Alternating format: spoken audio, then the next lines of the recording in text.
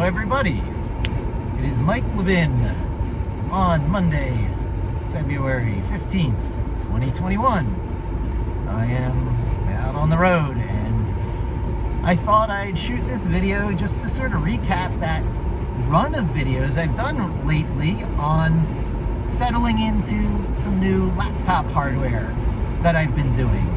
And I've come to a number of interesting realizations. I actually knew these things. They're not big revelations, but they were clarified in my mind quite a bit.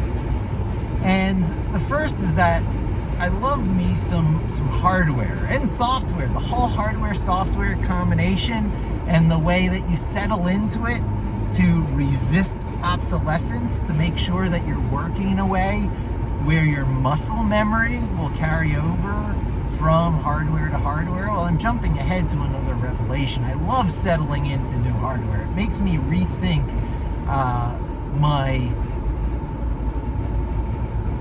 decisions in life. I've invested a lot into myself, who I am, my skills, in expressing myself through that as my almost musical instrument, and I care about a lot of those things, from keyboard to operating system to software. And another realization is that I'm one of those invisible developers that's talked about quite a bit on podcasts, on the Python podcast, Talk Python to Me.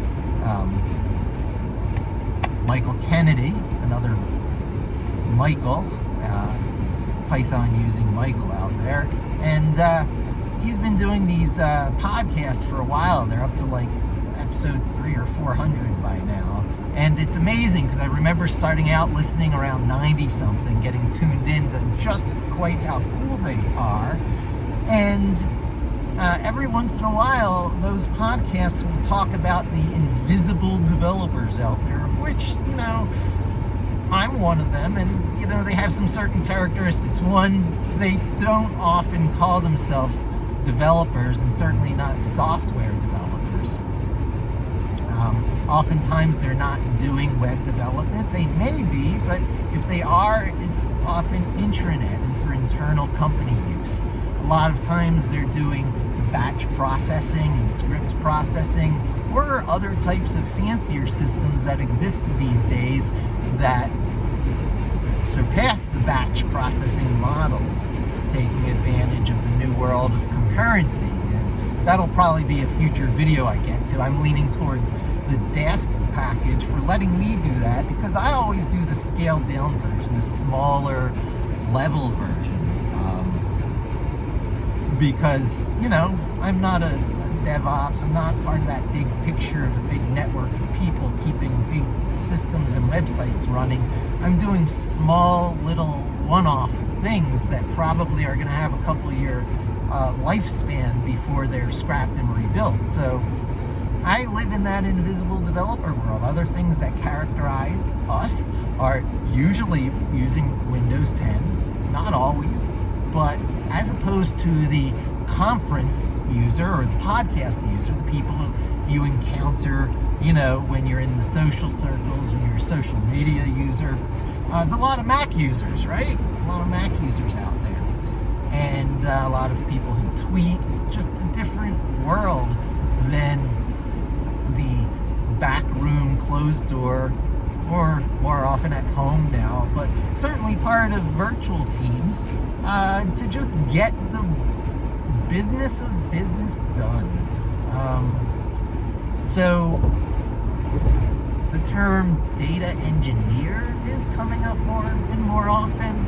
When the term data scientist hit the scene, I was like, oh yeah, data scientist. And then I stood back and I was like, you know what? It's a little pretentious to call yourself an engineer when you're not. It's going to be pretentious to call myself I said it, there's the Freudian slip. A little pretentious to call yourself a data scientist when you're not, but so is it to call yourself a data engineer when you're not. So I've been leaning towards data master more and more, though I haven't really mastered data. That's such a big umbrella, but it's the same spirit as webmaster, right? Those webmasters had mastered everything about the web. They could hardly even tell you about the HTTP protocol, which always made me laugh back in the days of yore when I would discuss webmaster things on search engine forums. It was actually searchengineforums.com, part of the Virtual Promote Network, the original old school stuff before Google's Webmaster Central, which is now Search Central, by the way. But before it got formalized and taken over by Google, it was a handful of ragtag people figuring it all out. And I was actually the Inktomi search engine moderator back in those days. So I go way back in the search world. And that's just the search world. I go back to the internet days before the web. I was at an account on the Commodore VAX. Well, anyway, I digress. I am the invisible developer. I use Windows 10. I've been fooled once. I've been fooled twice. And I won't be fooled again, even though I use Windows 10. I am also a Mac user. And the third part of my realization is that in order to make the promise of muscle memory and mastery true, I figured out how to shim an operating system.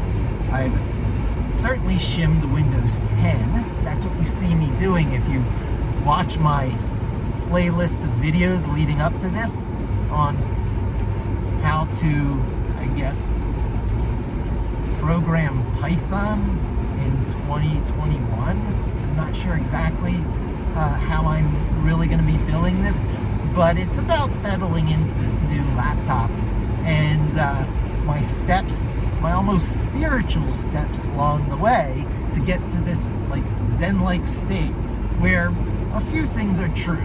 First, virtual desktops. That seems to be the language the industry is settling in on. It's a little bit silly because it's virtual screens, but the term desktop has settled in, and so virtual desktops it is. The fact that your virtual desktops can easily be added to in a left-right ribbon and then switched between them with a very easy keyboard shortcut or swoosh on your touchpad or swoosh on your touch screen, you know? So these are very standard conventions now for handling virtual desktops. The whole left-right virtual desktop thing, I have to believe, was an expectation that set in from iOS, the way it handled the left-right swooshing on the iPhone back in, what was it, like 2006, 2007, right? So 2017 makes 10 years, 18, 19, 20, 21. We're like 10 or 15 years into the user interface conventions that were set out to us by the iPhone that just felt so right and recalibrated all our expectations around how simple things should be, how sandboxed things should be. Future videos, sandboxing, wow, how that changed stuff. And the concept of virtualizations as part of sandboxing. We're in a different world now than we used to be. Chrome tabs play into that, you know. What's similar between the Chrome browser and iOS? They both tried to overhaul human-machine user interface expectations through sandboxed screen tab / screen based, you know, switching. And well, it's apps. Apps were like tabs. Yeah. So the paradigms don't fit exactly, but you get my meaning. Things have become so much more slick because of the iPhone expectation setting in the world. Now, I had these expectations from 1987, 1988, 1989 with the Amiga computer with the same virtual screens. but you would cycle through them in rapid fire succession through Amiga N. So you go the Amiga key, which was the operating system key, like the Windows key of today. You'd hit the N key, and bam, bam, bam, you'd switch through these virtual screens in rapid fire succession. And it was kind of like a Rolodex where you could pull them straight up and down and take a peek at what was underneath your current screen. And it was a wonderful system. But I have to admit that this modern take on it with a ribbon of virtual desktops is superior. You have an idea of where things are location-wise. You have a screen that's all the way to the left, hint where you always keep your Linux terminal, full screen tabbed Linux terminal, but not even tabbed because you don't want a multi-dimensional array for where to work. So before you have a tabbed Linux terminal in screen 1, we'll use a 1-based index. I'm tempted to say screen 0. Come on, it's your first screen. So in screen 1, you want a full screen Linux terminal so you can have your daily journal in Vim, right? You see where I'm going with my videos. In screen 2, you have a full screen web browser, but you allow it to be tabbed because what's a web browser without tabs? So your multi-dimensional array right now. You could make screen 1 with the Linux terminal tabbed as well, but for focus purposes, I say no. I advocate go with a tabless full screen Microsoft terminal running Ubuntu, running Vim on screen 1, right? You got your daily journal there. So you think it's your idea processing.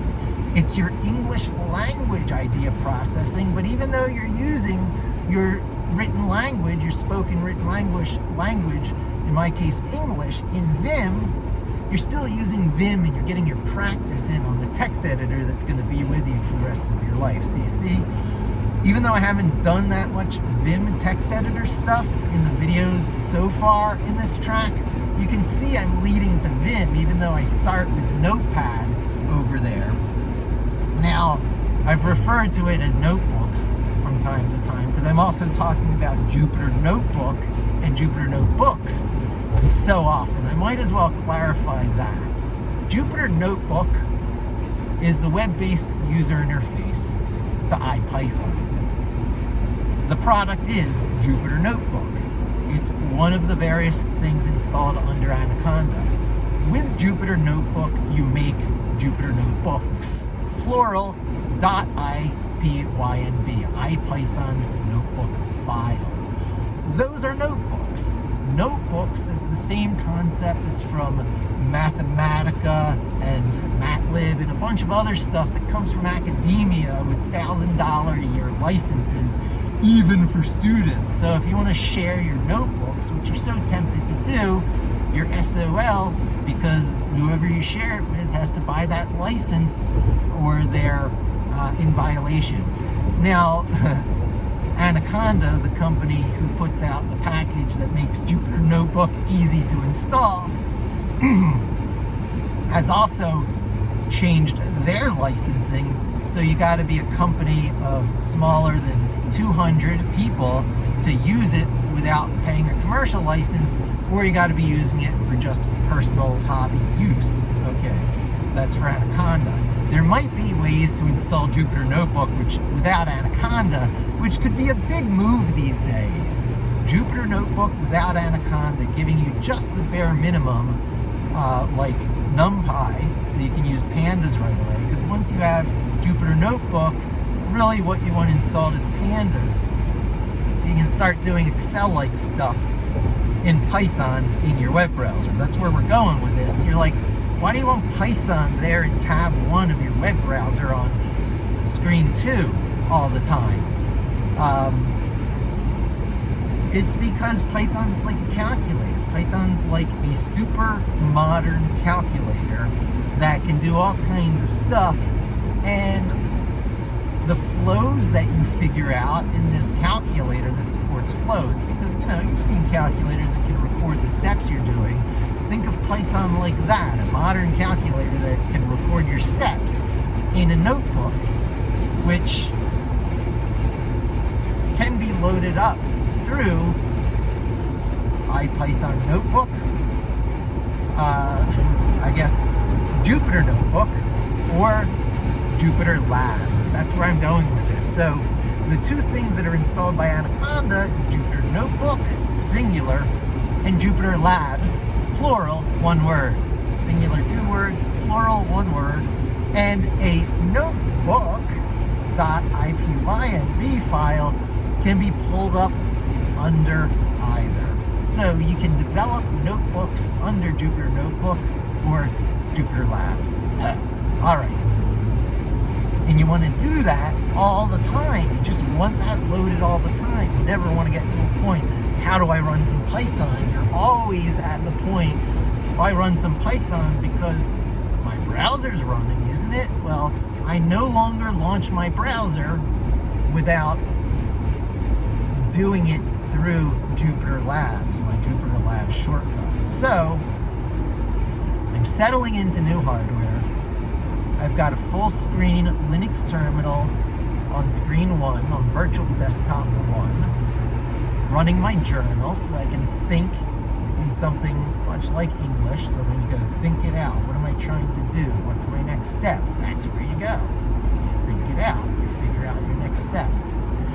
Then you can think about things in another kind of way, because learning a programming language is not exactly the same as learning a spoken language, where there's a certain flow that has a certain permissiveness. You can wander on, you can trail off, as all of you see me do like all the time, and it still works. The communication's being done, I hope, maybe 1 out of 10 times. The 1 out of 100 people who actually always watches my videos all the way through. You're running the whole program that I make in making these videos, playing it back in your mind, running it through your little interpreter, creating a virtual version of me in your head, because that's what you're doing. You're making a copy of me in your head when you watch these videos. So that's spoken language, fleshing it out, very sketchy, lots of fault tolerance. You're very tolerant of my faults, thank you very much. Now, a programming language, on the other hand, is less forgiving. There once was a day where it was zero forgiving. Now, thanks to good error output, they don't even want to call it errors anymore. Exceptions.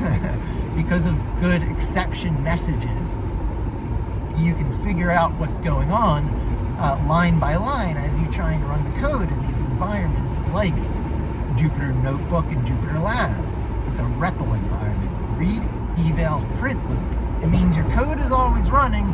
It means you can stop and inspect the values of variables, learn all kinds of things about it. Now, it's not as far as it could be taken in Jupyter Notebook and Labs, because a lot of other things give you statistical overviews of what's going on with your variables and objects in memory, because if they're always in memory and you can inspect them, shouldn't you be able to inspect them in some cute little twinkling real-time user interface that just lists all your objects and their values? Well, yeah, things do that. PyCharm does that. Visual Studio, VS Code does that. And with a plugin, you can do it in Jupyter Labs or Notebooks, but it's not out of the box that way. So I would advocate you to not get too used to the siren's call of the extra over-the-top features of IDEs like PyCharm and VS Code. It really breaks down to that kind of object inspection ability and what Microsoft has coined as Intellisense. Most people know it as Intellisense now. We also know it as auto-completion. So you start to type object dot and all its methods and properties just pop up, and then you can quickly use this keyboard auto completion, tab syntax to drill down to exactly the objects you want. And that's gonna cause muscle memory to develop. You are gonna become muscle memory dependent on Intellisense. And don't walk away from power tools. Power tools are there to be used, so by all means install VS Code and learn to use it, but do not let it keep you from using native Vim. Don't even say, oh, well, I'll just use Vim mode in VS Code. No. Use Vim. Because one of a last realization, I guess this was while I was shooting the video. I came to the realization while I was shooting video that developers really can be divided into two categories. Those who know how to do it old school and those who don't. And those who don't get vicious. They get mean about how VS Code isn't everything you need.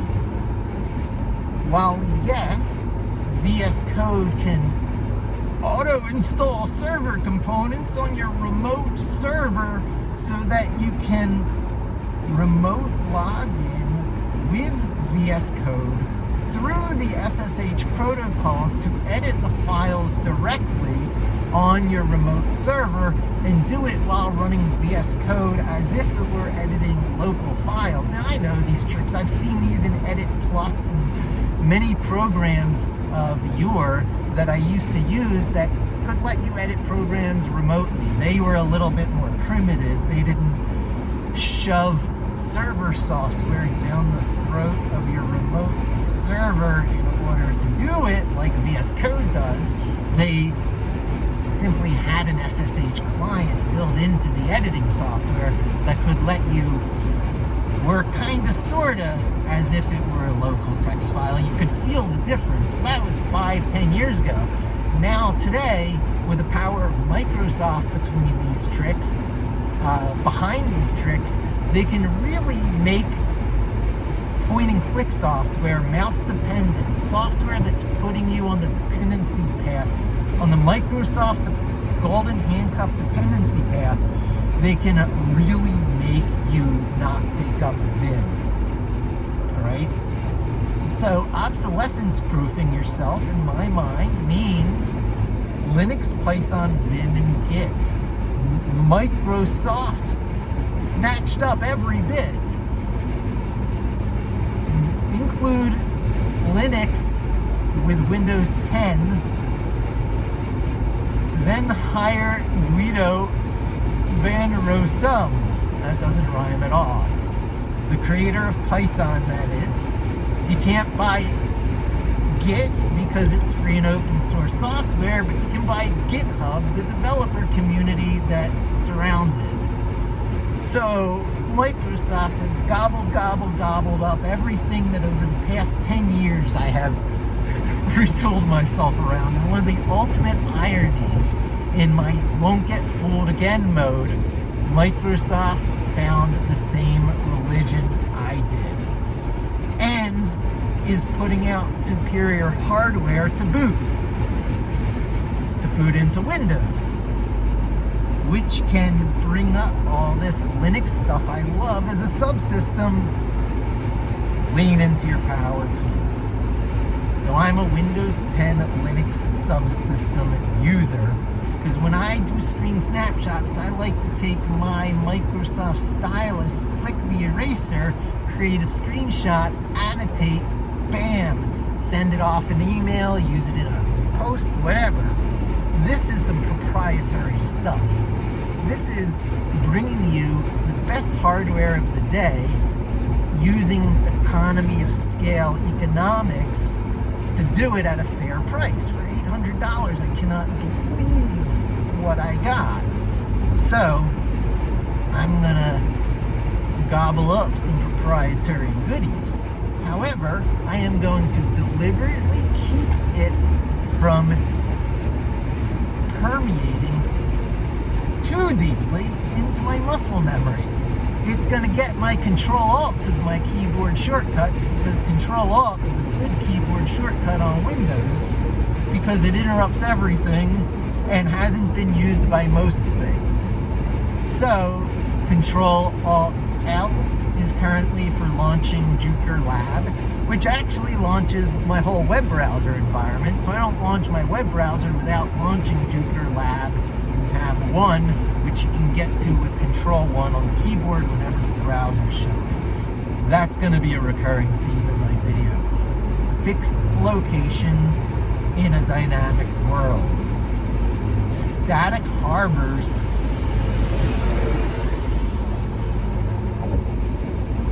of muscle memory. Safe harbors of static muscle memory in a dynamic world of hardware and software and platforms. So that's really like 3 or 4 big realizations out there.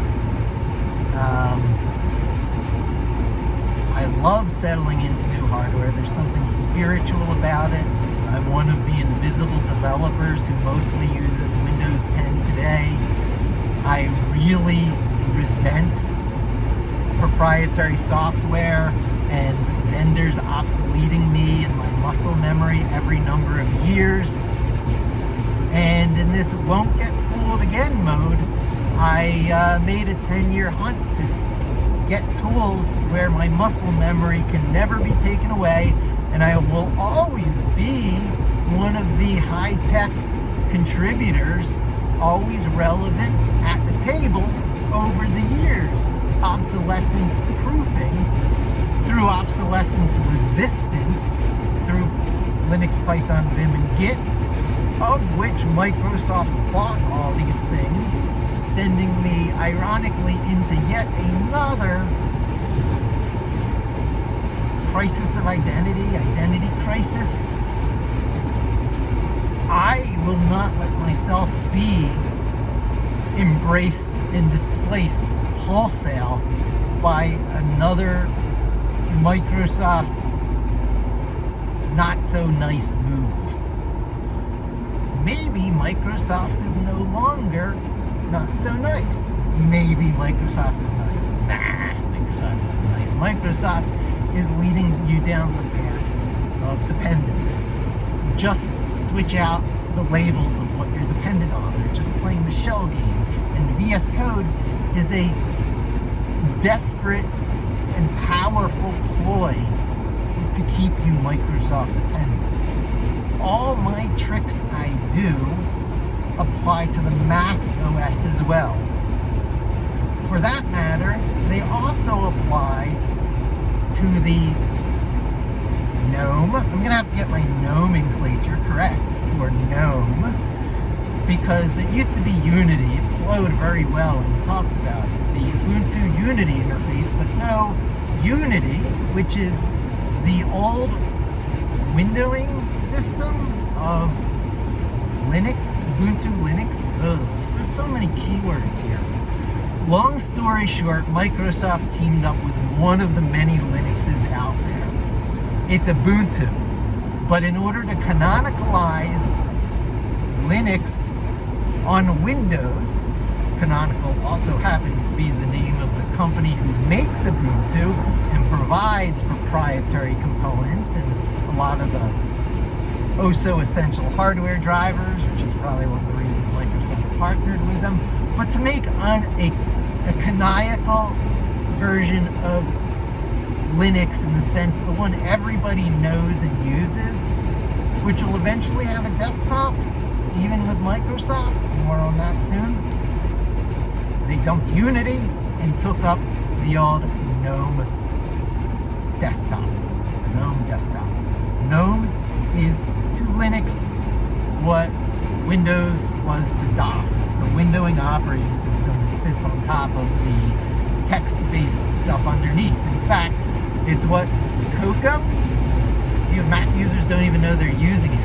What Cocoa is to Unix, the Darwin version of Unix on which Macs are based. So it's always the same story. No matter where you go, there's an underlying Unix or Linux operating system running some sort of windowing desktop system on top, a graphical user interface. So there used to be a bunch of competing ones in the Linux world, and it was not canonicalized. There was Unity from Ubuntu, from Canonical, ironically enough. There was GNOME from the whole rest of the free and open source world. And then there was KDE, which is kind of like GNOME, but it's KDE, but it was from the proprietary world, and they had a version of it called Plasma, version 5, which became pretty popular. And even though it was in the proprietary world, it was released back into the open source world, so it's now a viable competitor to GNOME, but it's the fringes, kind of the fringes, I'm sorry to say to any KDE lovers out there. So it finally is canonicalizing on the canonical version, which is now the GNOME, GNOME user interface. So that's not a long story short at all. That's a long way of saying there's Windows 10, there's Mac, and there's GNOME, usually on Unity. And that's what Microsoft is going to be offering as a graphic level to their Windows-based Linux in not too long. But for right now, today, it's not. It has no windowing part of it. It's just text-based Linux on Windows. And that's important to get to. That's important to get to as an old-school developer, because everything really works that way.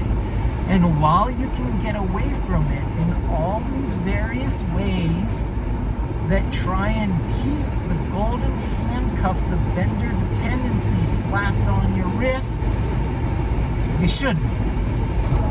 You should see me graying in my beard. You should take the plunge. You should fire up the terminal.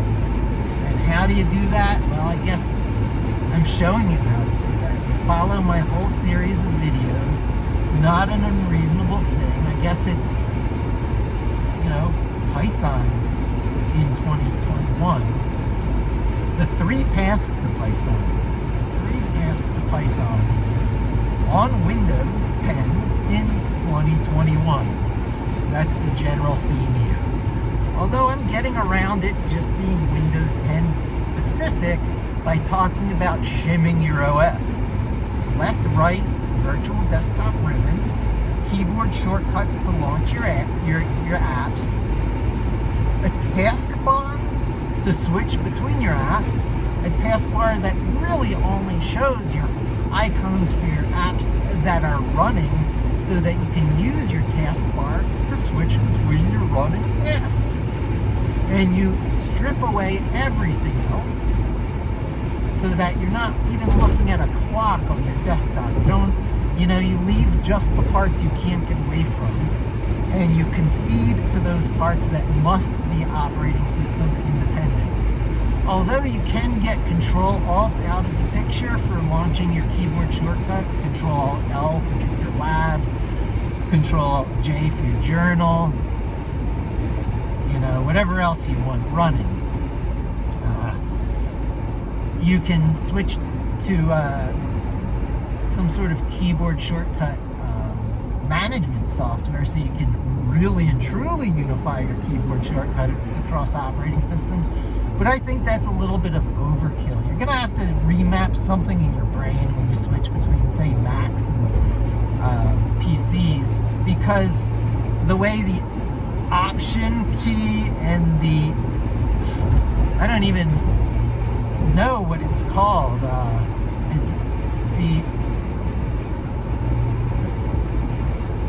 Max, I'm having a brain freeze here. That's how bad of a decision it was that Apple changed the position and the function of their modifier keys. Some people remap it and add that extra step of remapping, but then when you switch down at regular Macs, you don't have the right muscle memory.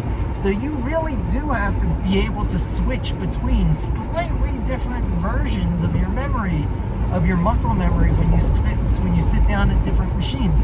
So when you sit down at a Mac, while you can have your virtual desktop ribbons, very nice, and you can have your 3-finger swoosh to switch between them, and you can have your almost Windows, I don't even know what they are, Shift, Alt Windows, I think it's Alt Windows, and arrow keys to shift left and right. It's all not quite. You have to remember that your keys are a little bit reversed on the Mac and make the adjustment. So you are absolutely knocked out of the zone or the flow when you switch between Macs or PCs for the first maybe 10 or 15 minutes of working, but then your resilient human brain will step in and will settle you into your alternate version of your muscle memory. Even a martial artist can master more than one weapon. So, while you can resist having your keyboard taken away from you, although they're trying, you cannot resist the occasional remapping of where things are on keyboard subsystems, shall we say.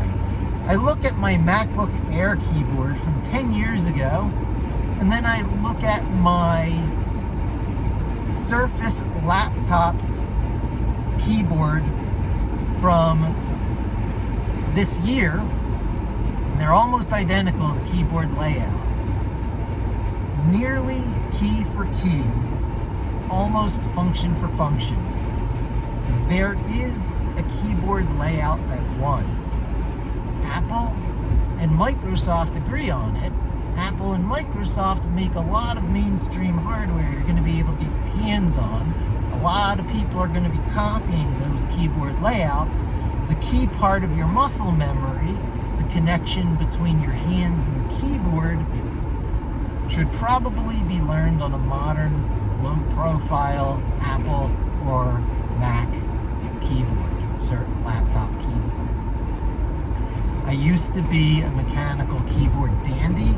Even worse than that, I'm not one of these illuminated cherry switch people of the mod game machine space. I'm an IBM Model M keyboard, buckling springs person. Talk about click. There's a feel and a sound that is unlike anything else. But I had to give it up because you can't fight the tools, which is everything that you don't plug into your laptop, right? You work on a laptop today on your day-to-day work for the most part. And while, yeah, you can add a keyboard and whatever to an iPad and have a full-fledged laptop, it's silly, it's ridiculous. Just use a laptop, give up your mouse, except in certain circumstances. Mice are useful in certain conditions, but with touchscreens that just let you zoom in so far, for resolution, you just zoom in on your touchscreen, right? Oh, you're a Mac user? I'm sorry. Eventually, they'll put touchscreen, but for $800, you can get you can get a Microsoft Surface laptop with a touchscreen at $100, or, now it's like more like $70 for a stylus. And you've got an incredible platform that satisfies the artistic, visual person inside of you. Oh, another realization of my videos, I'll throw in a bonus realization that very much has to do with this virtual ribbon in screen 1, 2, and 3. Screen 1 is English, although you'll be learning Vim. Screen 2 is Sudoku and puzzles, crossword puzzles, Sudoku, crossword puzzles, and math problems, and all the things like it that activate this part of the brain that programming and coding calls for, which is not particularly the same part of your brain as the spoken language. So you flesh out a problem on screen 1 in your spoken language. You go to screen 2 to do it in much more the riddle problem-solving way. And then, you know what's missing? part that you do with your stylus on screen 3. Visual drawing.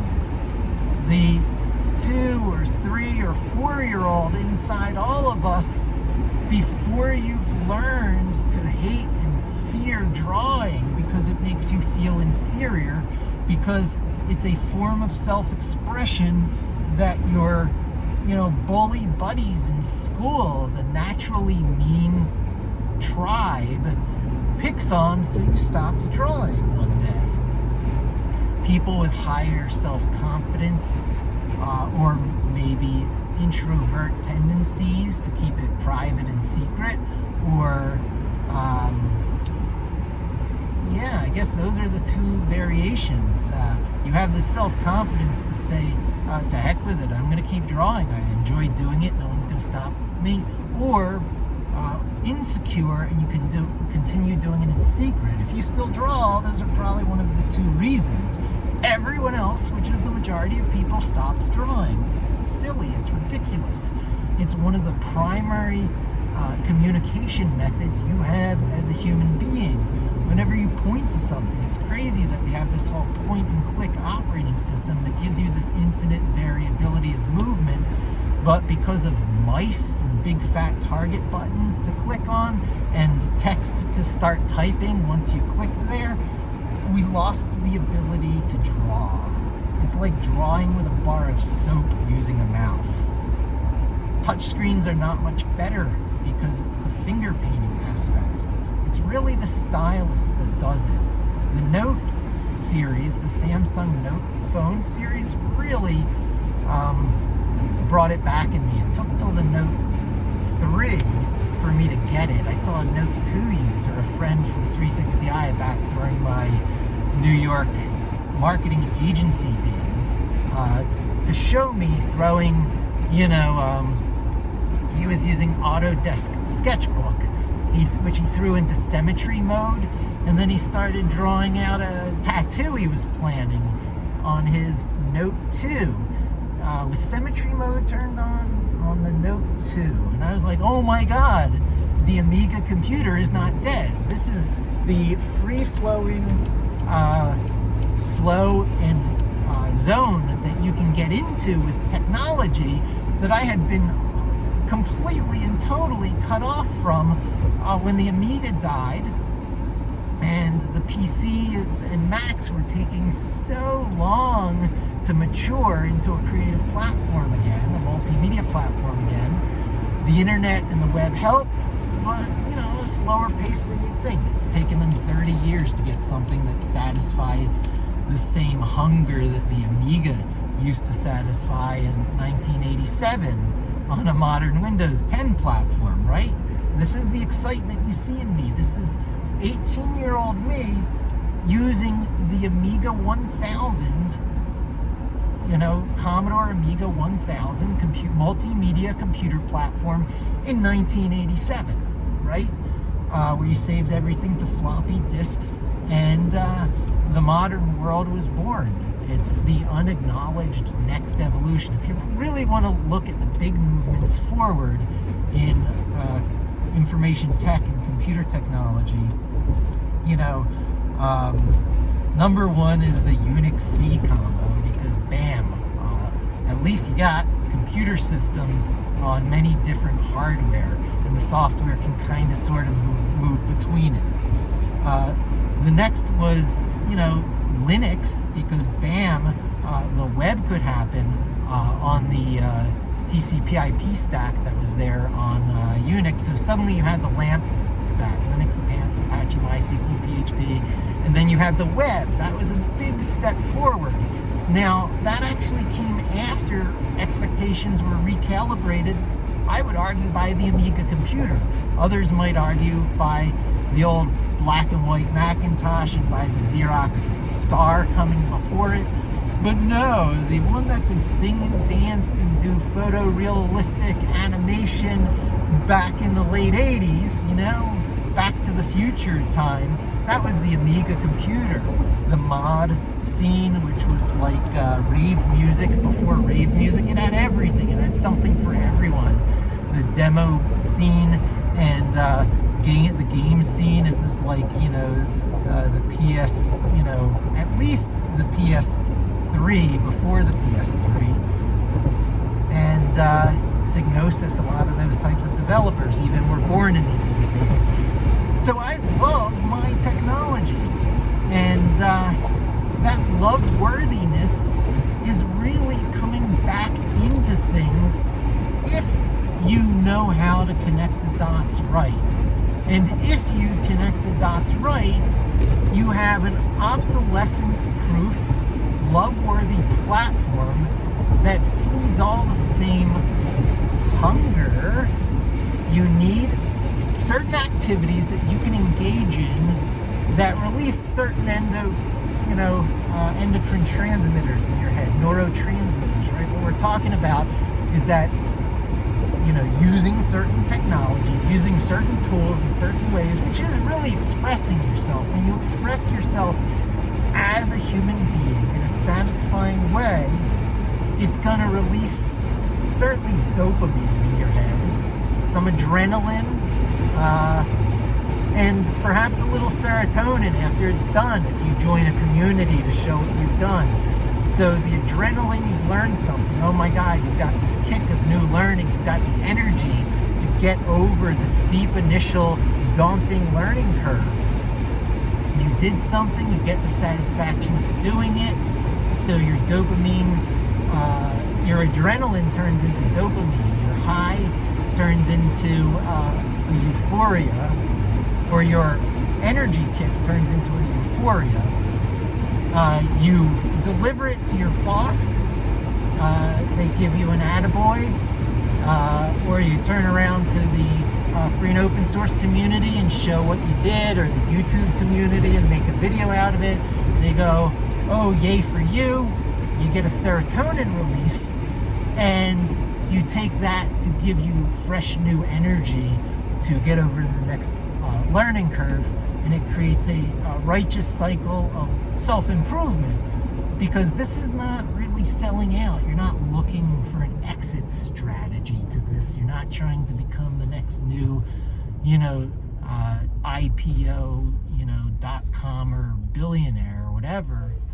You're really trying to feed your soul through mastery of the tools of tech and the things that you interact with every day. And that's it. I guess I made that point. A bunch of realizations. It's so hard to do. It's far from perfect. And your options are all far from perfect. And your options being these days, get yourself on some nice, awesome hardware. The hardware is great. I have the stuff I love. But almost any Windows laptop, a Mac laptop will do. You want to genericize the proprietary stuff as much as you can, so that they don't own the lion's share, the big proportion of your muscle memory. Proprietary stuff can own a wee little bit of your muscle memory.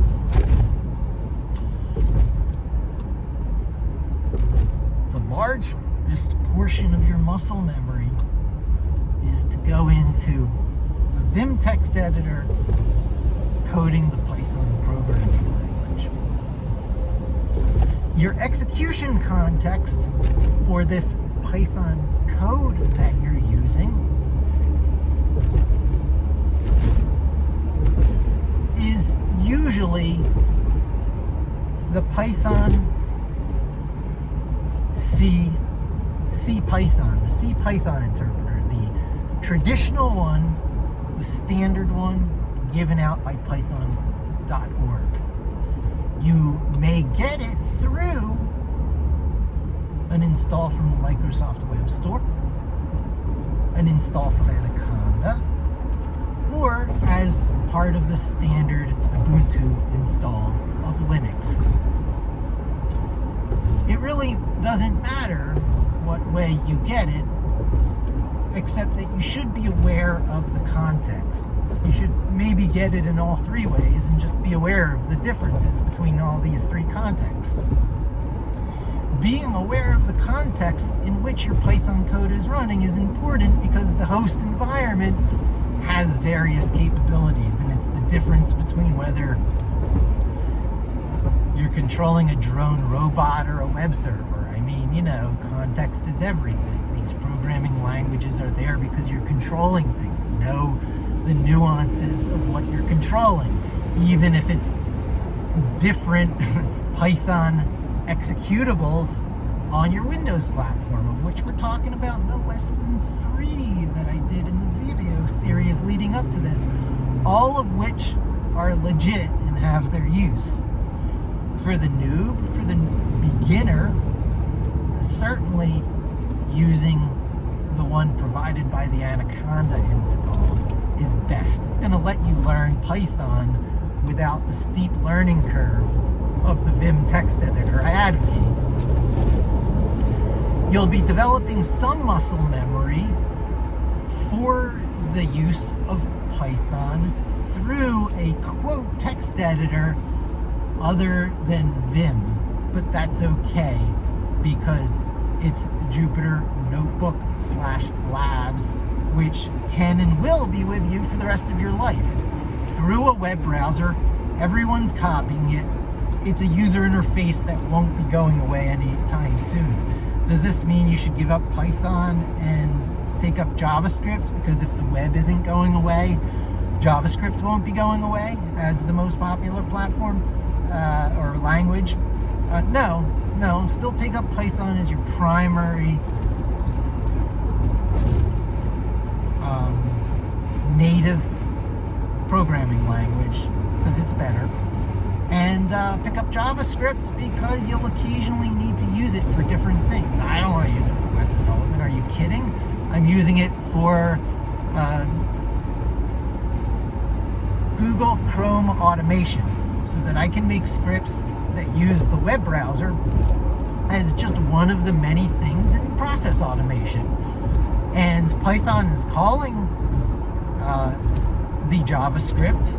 It's calling Node.js and telling it which JavaScript to run. It's my Python code that is always going to be doing that. Python's going to be running the show, unless it's a Linux bash script, a Unix script, a bash shell that's calling Python, that's calling JavaScript. Because while Python will have a tendency to ascend to what you think of as the master language, the top of the, pyramid, it's not.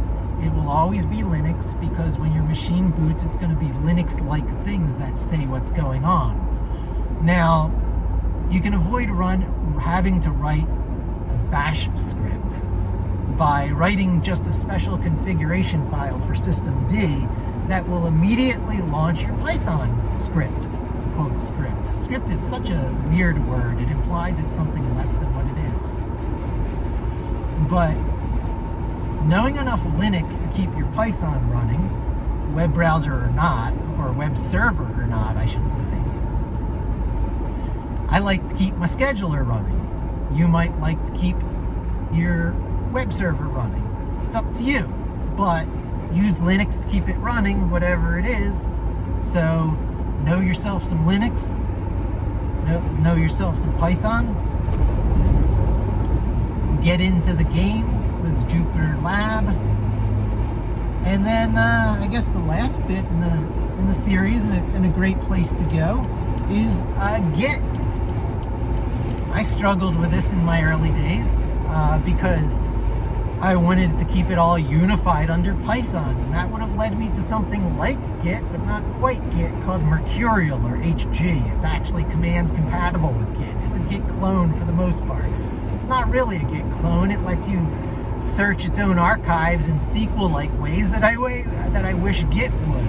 To this day, there's things I remember about Mercurial that were just so nice, but Git won. Microsoft bought GitHub, not, is it Bitbucket? There's another one, which I think is part of the whole Joel Spolsky family of Stack Overflow type sites. When I talk about that influential developer, Joel Spolsky, Israeli paratrooper, pretty bad. You know, I don't want to get the YouTube flags, but you know what I'm saying. So he's one of these people with interesting prior life experiences that he brought to the development world, and has been extremely opinionated in one direction and another, anti-Microsoft, pro-Microsoft. Helped me formulate some of my opinions on both sides of that question. But he's behind a lot of Foggy Creek software. He's behind a lot of this stuff like Stack Overflow and Stack Express. You know, these sites that answer your tech questions when you Google. He's one of these not seen so much, but very influential, especially from the early days, the .com days of development, when a lot of the common wisdom was created by these essays that he put out and had compiled into a book. And he put out a competitor to GitHub, if I have this correct, that used Mercurial. And everything that was published as a repo on his site kept a Git and a Mercurial version, so it just didn't matter. But there was all this extra overhead and all these moving parts. But it was made popular because it had the reverse business model of GitHub. If you wanted to use GitHub, so long as you let the world see your code, your repos were free. So long as it was public, you could use GitHub for free and have unlimited repos.